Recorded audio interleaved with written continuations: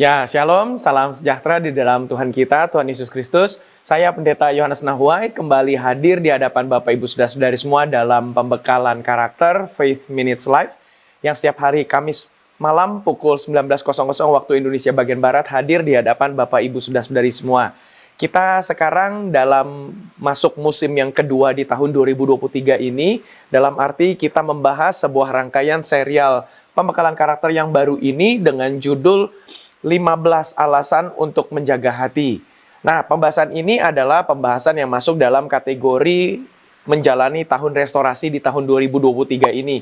Maka dengan demikian pada bulan Januari sampai Maret kemarin, kita sudah membahas dengan satu rangkaian serial di musim pertama ini dengan judul 10 hal yang harus tidak kita pedulikan di tahun 2023. Kemudian kita juga sudah masuk kepada musim yang kedua kemarin, yaitu April sampai dengan Mei, dengan judul adalah 7 things to do one more. 7 hal yang harus kita lakukan satu kali lagi. Dan maksud saya tadi bukan musim kedua dalam pertemuan hari ini, tetapi ini adalah musim ketiga, yaitu adalah Juni sampai September. Kita menjalani musim ketiga ini dengan judul 15 alasan untuk menjaga hati. Jadi memang sepanjang tahun 2023 ini kita sudah menghadirkan sampai kepada 3 rangkaian sebuah serial-serial pembekalan karakter yang sekarang kita namakan dengan musim pertama, musim kedua, dan musim ketiga. Dan sekali lagi, hari ini adalah musim ketiga dengan pembahasan 15 alasan untuk menjaga hati. Maka Bapak Ibu Saudara-saudari sudah mengikuti pembahasan ini dari hari Kamis pertama di bulan Juni, yaitu tanggal 1 Juni tahun 2023, walaupun saat itu adalah hari libur nasional untuk merayakan hari lahir Pancasila, tetapi puji Tuhan, program Faith Minutes Live tetap hadir di hadapan Bapak Ibu Saudara-saudari semua. Maka itu, apabila ada yang ketinggalan dari seri pertama ini, silakan mencari rekamannya, ada di YouTube dan Facebook dari GBI Mawar Saron. Bapak Ibu Saudara-saudari akan sangat diperlengkapi dengan pembahasan tersebut, karena sama seperti biasa-biasanya dalam pembekalan program karakter maupun pembekalan Alkitab yang selalu hadir setiap hari Selasa pukul 19.00 waktu Indonesia bagian Barat dengan program bernama Faith Bible Minutes. Kebanyakan kalau saya menghadirkan sebuah serial, saya mengupayakan untuk semuanya diurutkan secara kronologis dengan baik. Jadi dengan kata lain, kebanyakan dari serial-serial ini harus diikuti secara kronologis. Sama juga dengan pembahasan 15 alasan untuk menjaga hati ini, harus diikuti juga secara kronologis. Harus diikuti secara berurutan. Karena memang pembahasan-pembahasannya ini sengaja dihadirkan berurutan, agar kita bisa mengikutinya dengan baik dari fondasi pertama, kedua, ketiga, sampai ke 15 nanti. Dalam hal ini, hari ini pembahasannya ada 15 alasan untuk menjaga hati. Nah, dalam pertemuan seri kedua yang sudah kita tayangkan pada tanggal 8 Juni kemarin, pembahasannya adalah hati adalah tempat sumber kecemaran. Sementara pada tanggal 1 Juni kemarin, hati adalah tempat sumber percabulan.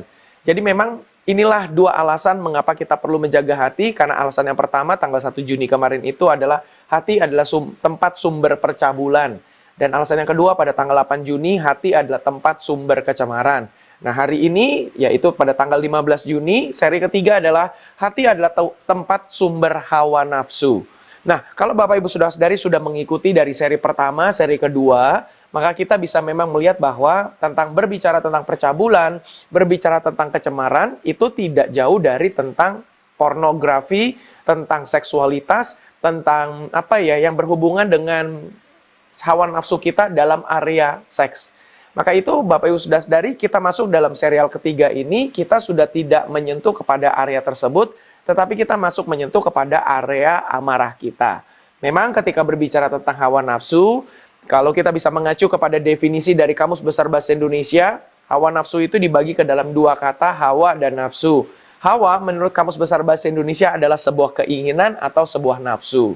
Dengan demikian, kita bisa lihat bahwa ketika kita bisa katakan hawa nafsu, itu di sana diterjemahkan dengan pengertian desakan hati dan keinginan keras untuk menurutkan hati, melepaskan marah, dan sebagainya. Jadi kalau memang segala sesuatu yang tidak lagi kita bisa kendalikan, dan kita izinkan, kita biarkan untuk lepas, maka itu adalah hawa nafsu. Jadi kita bisa katakan juga ketika kita sedang lapar sekali dan ingin makan, lalu kita makan sepuas-puasnya, maka di situ juga termasuk hawa nafsu. Ketika kita misalnya di tengah jalan sedang mengendarai kendaraan roda 2, kendaraan roda 4, Maka ketika kita terpancing untuk kebut-kebutan dengan kendaraan lain, maka di situ juga kita melepaskan amarah kita dengan kita ngebut-ngebut, maka itu juga adalah hawa nafsu. Berikut juga tentang seks, ketika misalnya kita melepaskan dengan tidak dikendalikan lagi tentang keinginan seks kita, maka itu juga bisa dikatakan dengan hawa nafsu. Pastor atau Pak Gembala atau Pak Pendeta mau tanya bagaimana dengan orang yang belum berkeluarga, belum menikah, tetapi melakukan hubungan seks terlebih dahulu. Misalnya dengan pacar, dengan orang yang tidak terikat hubungan apapun, atau juga ketika misalnya dengan pekerja seks pesanan, misalnya PSK, nah itu juga merupakan hawa nafsu. Karena kita mengizinkan tubuh kita tidak memiliki kendali atas keinginan kita untuk berbuat seks tersebut. Padahal Alkitab sudah mengatakan ketika kita ingin melakukan hubungan seks, maka harusnya sesuai dengan target Tuhan adalah dengan pasangan kita yang sudah diberkati oleh Tuhan, yaitu suami dan istri sendiri, yang tentu adalah lawan jenis. Nah, dengan demikian, ini semua masuk dalam kategori hawa nafsu. Jadi, Bapak Ibu sudah sadari dalam pendahuluan ini, setidaknya kita sudah sama-sama bisa berangkat dari titik yang sama. Karena ketika berbicara tentang hawa nafsu, maka kita bisa tahu bahwa segala keinginan yang muncul dari dalam hati kita dan tidak bisa kita kendalikan atau kita izinkan, ini kita laksanakan, kita lepaskan tidak dalam kendali kita, maka ini termasuk dengan hawa nafsu. Nah, jadi Bapak Ibu sudah sadari ada 3 alasan mengapa kita perlu mengendalikan hati kita terhadap hawa nafsu. Karena alasan yang pertama, hawa nafsu merugikan jiwa kita. Nah, Bapak Ibu sudah sadari dengan penjelasan pertama saja, Bapak Ibu pasti sudah bisa menerka bahwa dalam pertemuan hari ini saya kembali menggunakan metode jiwa, roh, dan tubuh. Atau tubuh, jiwa, dan roh. Maka memang betul dalam pembahasan ini kita bisa bedah tentang hawa nafsu itu dari 3 aspek ini. Sementara dalam pembahasan 2 sebelumnya, ketika berbicara tentang kecemaran, ketika berbicara tentang percabulan, ini tidak menyentuh kepada 3 aspek ini. Kita menyentuh kepada aspek yang lain. Nah, yang pertama adalah hawa nafsu ini akan merugikan jiwa kita. Karena ketika kita sesungguhnya berpikir jiwa kita ini lepaskan saja deh. Daripada aku tahan-tahan, biarkan saja. Sesungguhnya itu akan mencemari, merusak jiwa kita sendiri. Jadi ketika kita sebaliknya mencoba menahan hawa nafsu kita, ini sesungguhnya memang tidak enak pada saat kita sedang melaksanakan penahanan hawa nafsu itu. Tetapi sebetulnya ini akan menolong jiwa kita sendiri. Akan kedepannya melatih diri kita dalam aspek jiwa kita ini untuk hidup bisa dalam keadaan terkendali. Dan ini adalah satu hal yang penting, Bapak Ibu sudah sadari. Karena memang di dalam Alkitab dikatakan, tetaplah kamu tenang supaya kamu dapat berdoa.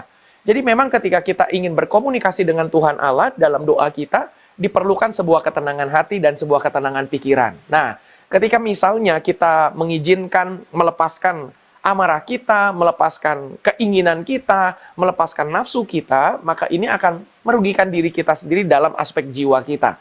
Nah, jiwa kita ke depannya akan lebih sulit dikendalikan, apalagi kalau kita sudah terbiasa, biarkan saja jiwaku terlepas, aku tidak peduli dengan orang lain, dan tidak peduli bahkan dengan apa yang Alkitab katakan, maka ini akan merusak jiwa kita sendiri.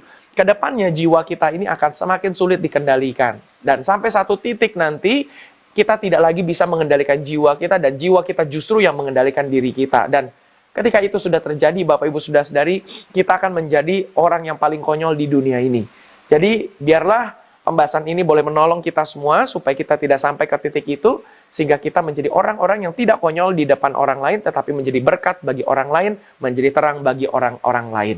Puji Tuhan, itulah alasan yang pertama. Yang kedua, yaitu adalah hawa nafsu merugikan roh kita.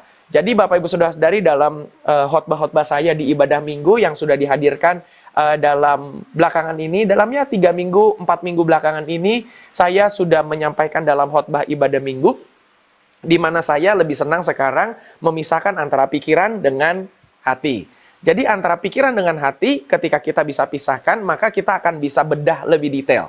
Jadi dengan kata lain, ketika kita berbicara tentang hati kita itu adalah tempat di mana kita menyimpan segala perasaan kita dari apa yang kita dapatkan dari masa lalu. Ketika berbicara tentang perasaan, iya perasaan saya seperti ini, karakter saya seperti ini, itu semua ada disimpan di dalam hati. Karakter kita ini terbentuk dari hasil bentukan budaya yang ada dalam keluarga kita, budaya di mana tempat kita tinggal, belum lagi budaya di dalam hubungan kita dengan teman-teman kuliah, sekolah, kerja. pergaulan, dengan pacar, itu menciptakan sebuah gaya budaya yang baru dalam hidup kita. Dan itu semua tersimpan dalam hati, sehingga membentuk karakter kita, pola berpikir kita. Nah, tetapi ketika kita misalnya berbicara tentang pikiran, nah di pikiran itu berisi tentang ilmu-ilmu, firman Tuhan yang kita baca, ketika kita di training, dilatih, mengikuti seminar, webinar, atau kita mengikuti khotbah di minggu, baik secara tatap muka ataupun tatap layar, itu semua tersimpan di dalam pikiran kita. Maka itu seringkali ketika kita punya ilmu banyak, kita hafal firman Tuhan, tetapi ternyata ketika suasana hati kita sedang tidak baik, maka itu akan sangat mempengaruhi pola berpikir kita, dan ternyata tidak terlalu berguna banyak hafal firman ketika kita sudah melepaskan keinginan hati kita. Misalnya contoh ketika kita marah, dendam kepada orang, kita berkata, udah hari ini aku tidak mau mengampuni. Apalagi kepada orang ini sudah sangat jahat terhadap saya tidak mau mengampuni. Dan ini menjadi satu hal yang fatal bagi kita sendiri. Maka itu ketika kita sudah melepaskan keinginan hati kita, maka ini akan berdampak kepada roh kita. Roh kita akan terkena dampak ketika kita membiarkan hawa nafsu tidak dalam kendali kita, maka hati kita inilah menjadi sumber hawa nafsu yang akan menghadirkan bencana bagi jiwa dan bagi roh kita. Nah, dampaknya bagi roh kita adalah kita akan menjadi malas baca Alkitab, kita akan menghardik bisikan Roh Kudus dan berkata, udah nggak usah nginget-nginget firman, aku tidak peduli lagi deh. Dan ini adalah bahaya. Hal yang sangat menyedihkan, hal yang sangat paling merugikan dalam hidup seorang manusia adalah ketika hidupnya jauh dari hadirat Tuhan. Ketika Tuhan sudah tidak lagi memegang kendali atas hidupnya dan hidupnya sudah dikendalikan oleh hawa nafsunya sendiri, seperti saya katakan tadi, itu adalah hal yang paling merugikan bagi kita sendiri. Maka itu tertibkanlah jiwa kita, tertibkanlah suasana hati kita, walaupun kita ingin marah, kita ingin dendam, kita ingin balas segala perbuatan orang lain kepada kita, namun ketika kita berhasil mengendalikannya, itu akan berdampak bagi roh kita juga. Maka Roh Kudus akan makin bisa mengendalikan kita, dan ternyata ketika kita berhasil mengendalikan jiwa kita, roh kita akan mendapatkan satu masukan atau satu kemajuan langkah lebih baik lagi karena Roh Kudus bisa membisikkan hikmat kepada kita. Jadi ketika misalnya kita mengampuni orang yang berbuat salah kepada kita, maka kita tidak membalas dendam, dan dalam perjalanan menit, jam, hari, minggu berikutnya, kita mulai bisa diingatkan dengan Roh Kudus bahwa kemarin, minggu lalu, ketika aku mengampuni orang, maka di situ aku belajar 1, 2, dan 3. Ketika aku tidak membalas kejahatan dengan kejahatan, aku mendapatkan sebuah hal baik, yaitu 1, 2, dan 3. Jadi, sebetulnya, roh kita itu akan sangat mudah dikendalikan oleh Roh Kudus, manakala ketika kita berhasil mengendalikan jiwa kita. Dan pada saat jiwa kita sudah kita kendalikan, roh kita dipimpin dan dikendalikan oleh Roh Kudus, maka di situ Roh Kudus akan memberikan hikmat kepada kita semua. Jadi, disitulah kesempatan yang sangat baik, di mana kita bisa mendapatkan berbagai macam hikmat dari Roh Kudus, dan itu pada akhirnya akan sangat membantu diri kita sendiri. Maka sampailah kita kepada alasan yang ketiga, tidak lain dan bukan, hawa nafsu adalah merugikan tubuh kita sendiri. Kenapa merugikan tubuh kita sendiri? Karena ini nanti akan berdampak kepada metabolisme tubuh kita sendiri ketika kita mengizinkan melepaskan segala nafsu, amarah, keinginan kita untuk seks, keinginan kita untuk makan, dan keinginan kita untuk apapun lah. Pokoknya kita tidak lagi mau mengendalikan diri kita sendiri, maka dampaknya pada ujungnya adalah tubuh kita. Jadi, kalau saya teringat dengan banyak kisah-kisah yang mengutip kisah ini, saya juga mengutipnya dalam pertemuan ini adalah ketika kita melihat Laut Mati yang ada di Israel, yang ada di Timur Tengah, Laut Mati itu adalah tempat yang sangat pekat, kadar garamnya itu sangat tinggi. Jadi ketika kita masuk berenang di sana, kita akan terapung. Misalnya kalau kita selain sesudah berdiri begitu, tentu ini tidak terapung. Tapi ketika kita misalnya menaruh badan kita dengan kita menghadap ke atas, kita bisa akan terapung di Laut Mati itu, karena kadar garamnya begitu tinggi. Nah, kenapa sih kadar garam itu bisa begitu tinggi? Karena memang Laut Mati itu menjadi tempat terakhir air yang sudah mengalir dari Gunung Hermon, dia akan terus mengalir turun dari utara ke selatan, melewati begitu banyak tanah-tanah di Israel, tanah-tanah di Yordania, maka dia itu memberikan kesuburan, yaitu yang namanya Sungai Yordan. Tetapi ternyata di ujungnya dari akhir perjalanan air itu turun dari Gunung Hermon, maka berhentilah mereka di Laut Mati. Kenapa dikatakan Laut Mati? Ya seperti dalam istilah itu, ketika kita tidak menjadi saluran berkat bagi orang lain, kita tampung semuanya di diri kita, maka pada akhirnya kita akan menjadi orang mati. Walaupun kita masih hidup, kita bisa menjadi orang mati. Dan berapa banyak orang-orang dalam hidup ini tubuhnya bisa hidup, tetapi jiwanya sudah mati, jiwanya sudah hampa. Jadi sayang sekali kalau hidup dalam keadaan seperti ini. Nah, mari kita masuk dalam pembahasan tentang tubuh kita yang saya tadi sudah sampaikan akan mengganggu metabolisme tubuh kita. Jadi ketika kita mengizinkan amarah meletus, meluap dari hati kita, maka itu akan mengganggu metabolisme tubuh kita. Kita akan menjadi, tekanan darah kita berubah dari tadinya tenang, sekarang jadi tinggi, denyut jantung kita menjadi berdegup lebih cepat, bergoncang lebih keras, maka ini sebetulnya merugikan diri kita sendiri. Kalau kita sering lakukan seperti itu, ini akan menjadi bahaya. Dan lebih lagi, seringkali orang yang marah dengan sangat, akhirnya ujung-ujungnya menghadirkan pening di kepalanya, rasa pusing. Maka itu ini akan merugikan tubuh kita sendiri. Nah, belum lagi ketika kita tadi contoh ngebut-ngebutan dengan motor dan mobil kita ini, maka ternyata karena kita meluapkan amarah kita ternyata nyerempet orang, nubruk orang, maka ini akan berdampak juga bagi tubuh kita. Kenapa dampaknya? Maka kita berurusan dengan pihak yang berwajib, berurusan dengan aparat, polisi, belum lagi berurusan dengan warga, misalnya warga nggak suka, tambah lagi tadi kita ngebut-ngebutan, berapa banyak mobil motor lain yang ikut tersulut emosinya karena kita ngebut ngejar lawan kita tadi, maka ternyata bisa saja tidak tertutup kemungkinan kita digebukin, kita dipukuli oleh masyarakat. Maka ini akhirnya merugikan diri kita sendiri. Jadi, Bapak Ibu Saudara-saudari, memang kita bisa melihat bahwa hati adalah tempat sumber hawa nafsu yang perlu kita kendalikan. Karena memang hati yang menjadi tempat sumber hawa nafsu ini bisa merugikan jiwa kita, merugikan roh kita, dan merugikan tubuh kita. Biarlah apa yang sudah saya bagikan ini boleh menjadi berkat bagi kita semua, dan ini menjadi bekal yang sangat baik dalam perjalanan hidup kita, dalam menjalani hari-hari kita, untuk menjadi berkat, menjadi garam dan terang bagi sesama. Mari kita berdoa untuk menutup pertemuan episode minggu ini.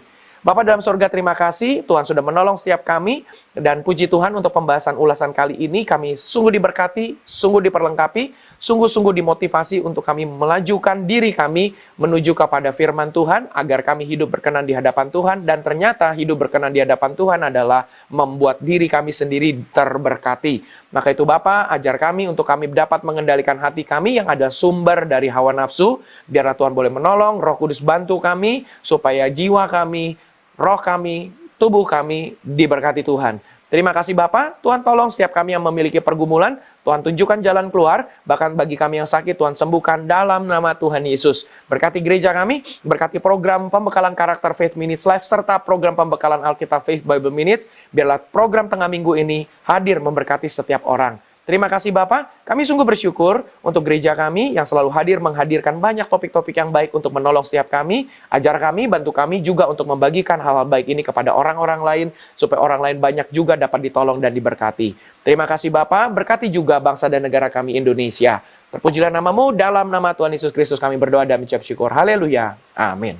Puji Tuhan, Bapak Ibu Saudara-saudari, sekian sudah pembahasan program Faith Minutes Live yang hadir setiap hari Kamis pukul 19.00 waktu Indonesia bagian Barat. Jangan lupa ada juga program pembekalan karakter setiap hari Selasa pukul 19.00 waktu Indonesia bagian Barat dengan judul program Faith Bible Minutes.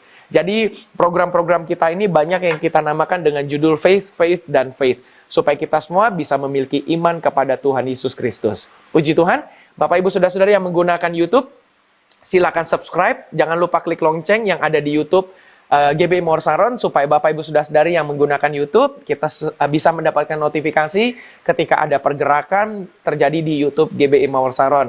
Dan yang menggunakan Facebook, silakan follow Facebook page GBI Mawar Saron, dan juga ada akun Facebook page Faith Minutes. Sudi kiranya Bapak Ibu Saudara-saudari juga boleh memfollow, boleh juga like. Kemudian di Instagram kita juga punya akun GBI Mawar Saron dan akun Faith Minutes, dan program tayangan pembekalan karakter tengah minggu ini kita hadirkan di akun Faith Minutes. Sementara di akun Instagram GBI Mawar Saron, Bapak Ibu Saudara-saudari bisa menikmati tayangan-tayangan cuplikan-cuplikan dari foto, video penggalan singkat tentang kegiatan dari GBI Mawar Saron. Dan jangan lupa GBI Mawar Saron dan Faith Minutes juga hadir di akun TikTok. Bapak Ibu juga bisa memfollow akun TikTok dari GBI Mawar Saron dan Faith Minutes. Serta kita juga sudah hadir dalam bentuk podcast, dalam bentuk audio, sehingga Bapak Ibu Saudara-saudari bisa diberkati ketika kita sedang berkendara, ketika kita sedang misalnya dalam kegiatan makan siang, makan malam, sementara kita pakai headset atau taruh handphone kita, tablet kita di meja, kemudian sementara kita makan, kita bisa nikmati audionya saja, dan ini membantu, menolong, sehingga kita tidak buang-buang kuota ketika kita mendengarkan ulasan Faith Minutes ini dalam bentuk YouTube misalnya, sayang kuotanya terpakai juga untuk tayangan video, sementara videonya tidak kita saksikan. Jadi puji Tuhan, akun program Faith Minutes ini sudah hadir dalam bentuk banyak. Jadi Bapak Ibu Saudara-saudari bisa menikmatinya. Baik, itu saja. Kita akan jumpa dalam pertemuan berikutnya.